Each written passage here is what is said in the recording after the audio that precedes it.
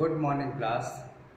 आज ninth class का second chapter है कंप्यूटर में, और इसका नाम है history of development of computer, यानी कंप्यूटर के विकास का इतिहास। कंप्यूटर के का विकास जो है वो कैसे हुआ, इसके बारे में हम लोग स्टडी करेंगे। तो कंप्यूटर जो है, देखो, जैसे जैसे आदमी के पास ज़रूरत होती है वैसे वैसे वो क्या करता है, आविष्कार करना शुरू करता है। ठीक है, आविष्कार करने का मतलब ये हो गया, फिर वो कुछ ना कुछ इन्वेंट करता रहता है, कुछ ना कुछ ऐसा बनाएगा जिससे उसका काम आसान हो सके। ठीक, तो इसके लिए अब जैसे जैसे ज़रूरत पड़ने लगी, आप जैसे मान लो कोई चीज़ हमको प्लस माइनस गिनती वगैरह हुई, तो सबसे पहले एक अबेस्कस बना। अबेस्कस क्या होता था, उसमें छोटी छोटी बॉल्स लगी होती थी और ऐसे वो पटरियाँ होती थी, स्टैंड।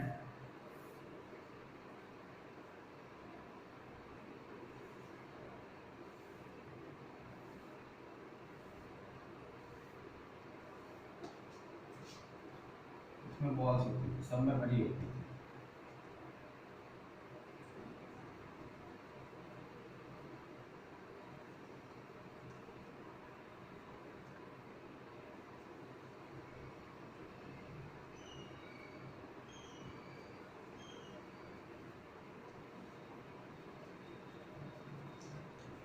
इस बॉल्स को इधर उधर खिसका कर प्लस माइनस इनटू ये सब किया जाता था।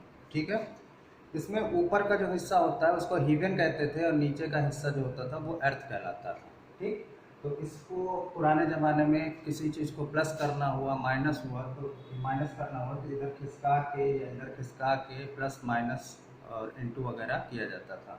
तो सबसे पहले एबेस्कस का इस्तेमाल किया गया, इसका नाम एबेस्कस था। फिर नेपियर बोन्स आया। नेपियर बोन्स जो होता है वो हड्डी से बनी हुई थी, इसलिए उसका नेपियर बोन्स नाम था। उस पर नंबर लिखे होते थे, तो उनसे प्लस माइनस इनटू करने के लिए मतलब नंबरों को इस सिस्टम से बनाया जाता था कि प्लस माइनस इनटू वगैरह बड़े आसानी से हो सके। ठीक, तो धीरे धीरे फिर पास्कल लाइन आई, जैकार्ड रूम आया। फिर बाद में चार्ल्स बेबेज ने 1822 में एक मशीन का आविष्कार किया था, डिफरेंस इंजन। ठीक, लास्ट में क्या हुआ था, चार्ल्स बेबेज ने एक मशीन बनाया, डिफरेंस इंजन। और जब डिफरेंस इंजन बन गया, उसी समय से शुरुआत हुई किस चीज़ की, कंप्यूटर के युग की शुरुआत हुई। डिफरेंस इंजन जो होता था उससे कैलकुलेशन वगैरह प्लस माइनस इंटू डिवाइड बहुत आसानी से किया जा सकता था। तो वहीं से आपका शुरू हुआ, डिफरेंस इंजन से ही शुरू हुआ कंप्यूटर का इतिहास। तो कंप्यूटर की जो है कई जनरेशन आई। सबसे पहले, मतलब अभी जो चल रही है वो 5th जनरेशन है। सबसे पहले पहली जनरेशन आई थी, यानी जिनको हम कहते हैं पहली पीढ़ी, फर्स्ट जनरेशन।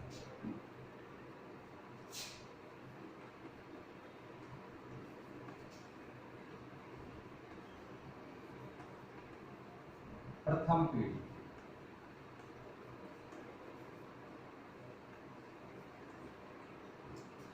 पहली पीढ़ी जो थी उसमें जो कंप्यूटर बनाया गया उसके इंटरनल सर्किट में वैक्यूम ट्यूब का इस्तेमाल किया गया था। ये 1942 से 1954 तक थी। फर्स्ट जनरेशन कब से थी, 1942 से 1954। यानी जो पहले जनरेशन का कंप्यूटर आया था वो कब आया था, 1942 में आया था, और 1954 तक वही जनरेशन चली। इसमें इंटरनल सर्किट में किसका इस्तेमाल किया गया था, वैक्यूम ट्यूब का। ठीक, निर्वात ट्यूब।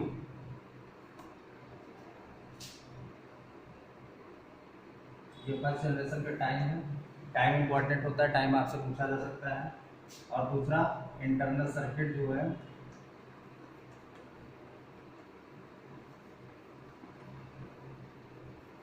इंटरनल सर्किट के लिए क्या इस्तेमाल किया गया, वैक्यूम ट्यूब।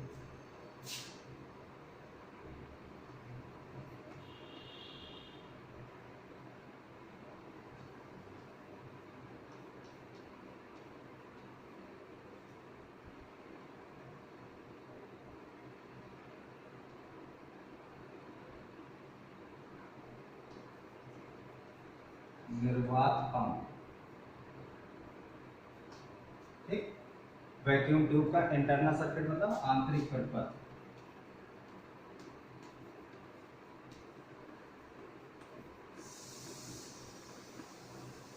इसके लिए निर्वात पंप का इस्तेमाल किया गया था और ये जनरेशन चली 1954 तक। तो जो पंप होते थे ये थोड़ा सा बड़े होते थे, इसलिए जो पहली जनरेशन का कंप्यूटर था वो बहुत बड़ा होता था।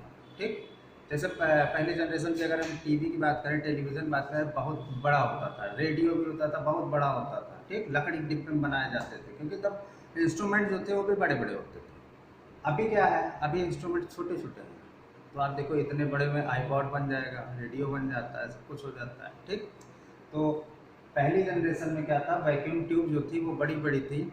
ये काम किस पे करती थी, जब इलेक्ट्रिक मिलती थी तो उसकी सब वैक्यूम ट्यूब से क्या होता था, ये गर्म होती थी, गर्म होकर इलेक्ट्रॉनों को बाहर निकालती थी, सर्किट चालू होती थी, तब काम करती है।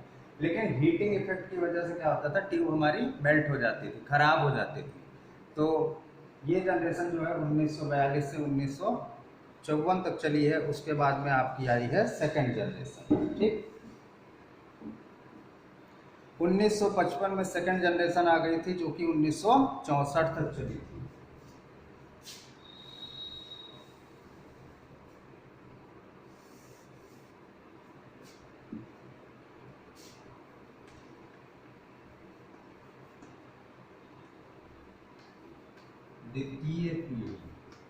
द्वितीय पीढ़ी 1955 में आई और 1964 तक चली। ठीक, अब देखो इसके इंटरनल सर्किट में ट्रांजिस्टर का इस्तेमाल किया जाने लगा। ठीक, अब ट्रांजिस्टर का मतलब आप लोग रेडियो में समझिएगा, ट्रांजिस्टर एक सर्किट होती है। ठीक, तो ट्रांजिस्टर का इस्तेमाल करने लगे।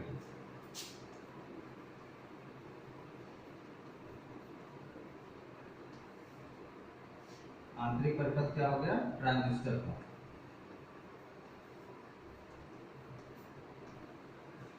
इससे फर्क क्या पड़ा कि ये कम पावर में, ट्रांजिस्टर जो होता है ये कम पावर में भी काम कर ले रहा था। वैक्यूम ट्यूब को पावर ज़्यादा देनी पड़ी थी, यानी बिजली की खपत ज़्यादा थी। ट्रांजिस्टर लग गया, पावर कम हुई। ठीक, कम पावर में ये काम करने लगा और उससे तेज काम करने लगा। ठीक, क्योंकि ये इलेक्ट्रॉनों का फ्लो जो होता है इसमें तेजी तेजी से होता है, तो ये उससे तेज काम करने लगा। और ये थर्मल इमिशन पे डिपेंड नहीं था।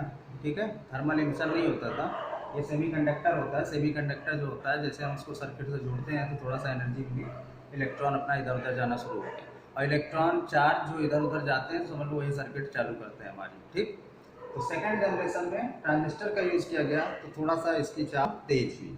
ठीक, फिर आई आपकी थर्ड जनरेशन। थर्ड जनरेशन में इंटीग्रेटेड सर्किट का इस्तेमाल किया गया था। थर्ड जनरेशन जो थी उसमें आईसीज का इस्तेमाल किया गया।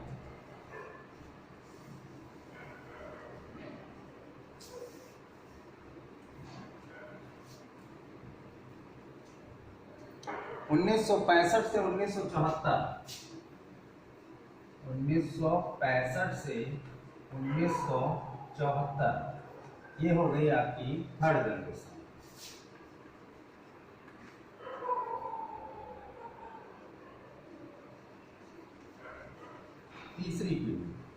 तीसरी पीढ़ी के कंप्यूटर जो थे 1965 से 1974 तक चले और इसके आंतरिक परिपथ में आईसी का इस्तेमाल। आईसी नाम सुना होगा, आईसी कहते हैं कि हाँ गए मोबाइल बनवाने, पता लगा इसकी आईसी फूक गई है। ठीक, रेडियो बनवाने गए आईसी फूक गई, तो वो आईसी जो होता है उसको इंटीग्रेटेड सर्किट बोलते हैं।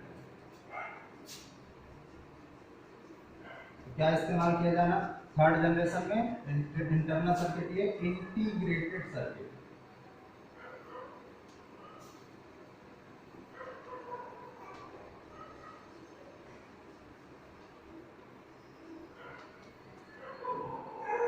इसको शॉर्ट में कहते हैं आईसी। ठीक, आईसीज का इस्तेमाल किया जाने लगा इंटीग्रेटेड पेपर।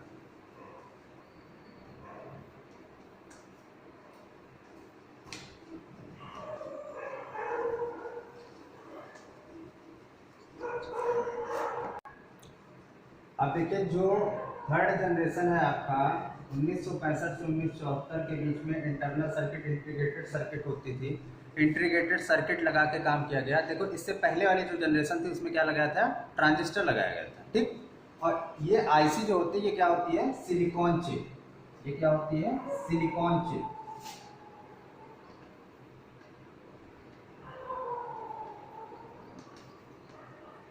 सिलिकॉन चिप, और इस चिप के ऊपर कई रेजिस्टेंस या कई ट्रांजिस्टर यूज किया जा सकते थे। पहले सर्किट में क्या था, अलग अलग ट्रांजिस्टर लगाए जा रहे थे।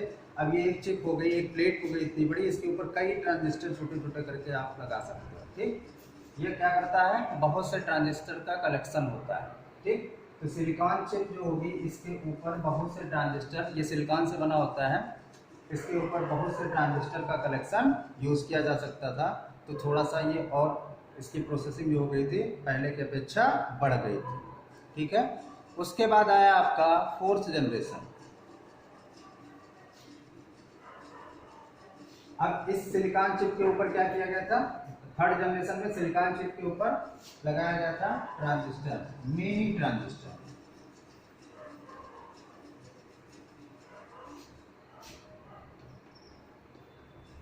बहुत से ट्रांजिस्टर को सिलिकॉन चिप के ऊपर लगाया गया तो वो बन गई आईसी।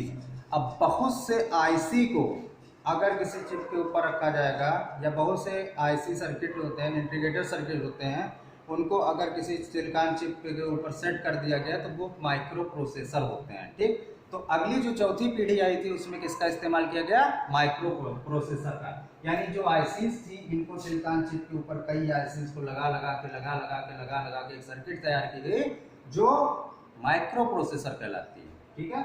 नेक्स्ट आपका है फोर्थ जनरेशन।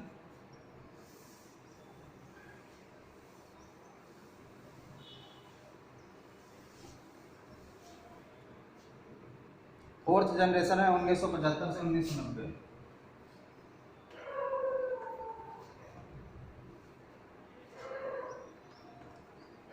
चौथी पीढ़ी।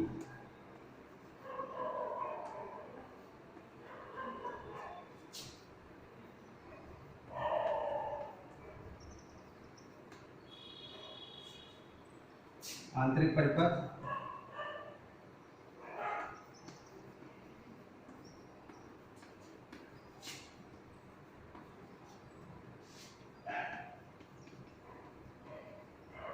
इंटरनल सर्किट में क्या इस्तेमाल किया जाएगा, माइक्रो प्रोसेसर।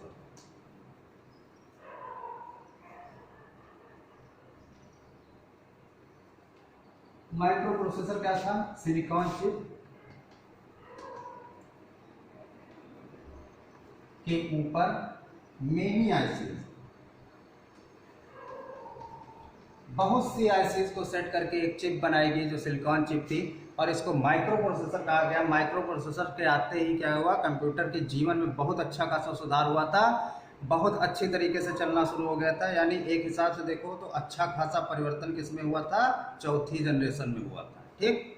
अब इसको स्पीड भी मिल गई, सब कुछ मिल गया, और कुछ चीज़ें और बढ़ाई गई, इसमें काम करने के तरीके, बहुत सी चीज़ों की वृद्धि की गई माइक्रो प्रोसेसर लगा के, ठीक। तो ये सब सारे परिवर्तन जो कंप्यूटर के अंदर हुए थे वो फोर्थ जनरेशन में हुए थे। उसके बाद फिफ्थ जनरेशन।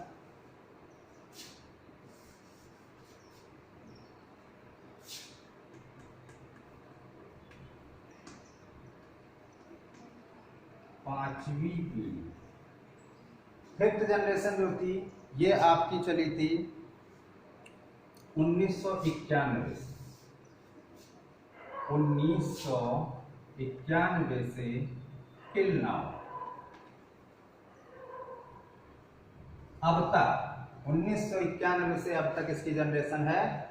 इसमें माइक्रो प्रोसेसर ही यूज हो रहे हैं, लेकिन पहले जो माइक्रो प्रोसेसर थे उनकी स्पीड कम होती थी, प्रोसेसिंग स्पीड वगैरह कम होती थी, लेकिन यहाँ पे क्या है, इसकी प्रोसेसिंग स्पीड वगैरह बहुत ज़्यादा होगी, ठीक। तो अच्छी खासी स्पीड के माइक्रो प्रोसेसर का इस्तेमाल होने लगा, और बहुत सी चीज़ें बढ़ाई गई, मेमोरी बढ़ाई गई, डाटा कलेक्शन की क्षमता बढ़ाई गई, और इसके रीड करने वाली मेमोरी, स्टोर करने वाली मेमोरी, हर तरीके की मेमोरी वगैरह बढ़ाई गई। तो फिफ्थ जनरेशन जो है अब से मतलब 1991 से अब तक चल रहा, और उसमें लगातार सुधार किया जा रहा है, ठीक है।